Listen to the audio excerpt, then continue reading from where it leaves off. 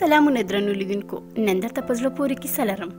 تمه ده تر پایه وګورئ او زموږ چینل درسره سبسکرایب کړئ. سړی کور ته ننوته او خپلې مېرمنې ته یې وویل: زما ګرانې، نن شپه زه یو ګران مېلمه لرم چې ما له ډېرو کالو راهیسې نه دی لیدلی. یو تعلیم یافته او کامل سړی دی. هڅه وکړه تر څو غوره خواړه چمتو کړي. مه هېروه مخکې له دې چې مېلمه کور ته ننوځي، زما زوړ پلار د کور په انګړ کې خونې ته بوځه. مه پرېږده چې زما ملګری هغه وګوري، ځکه زه شرمېږم.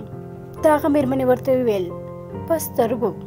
سړی ښار ته لاړه تر څو د شپې لپاره میوه، خواږه او نور شیان وپي. پلار یې چې د کوټې شاته د هلک غږ اورېدلی و، د کور څخه په زړه ماتېدونکي او د ناولې سترګو څخه پټ په ژړا پرته له څه ویلو ووته.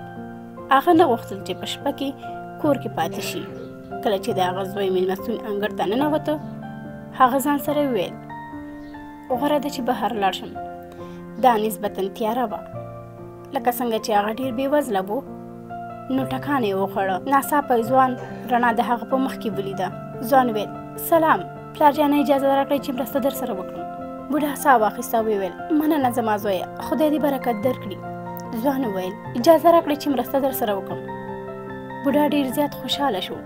ځوان ته یې وویل: ته چېرته روان یې؟ ځوان وویل: نن شپه د یو بل ملګري سره د لیدلو لپاره له بل ښار څخه راغلی وم چې ما په کلونو نه دی لیدلی. زاړه سړي وویل چې دا څومره په زړه پورې ده چې زما زوی نن شپه خپل یو پخوانی ملګري ته بلنه ورکړه.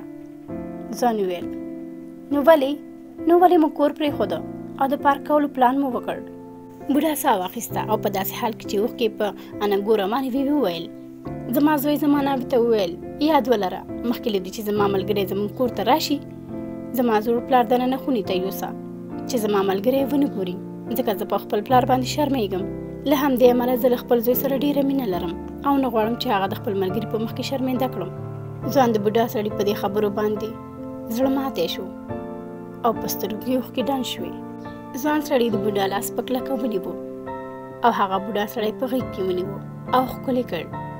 ورته یې وویل: پلاره، که تاسې مو ومنئ، زما شاوخوا رستوران دی، دواړه به هلته د شپې خواړه وخورو.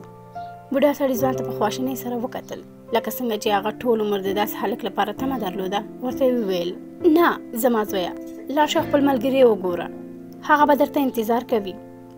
ځوان وویل: نه پلاره، زه غواړم نن شپه دلته تا سره پاتې شم. زه به خپل ملګري ته زنګ ووهم، تاسو انتظار وکړئ.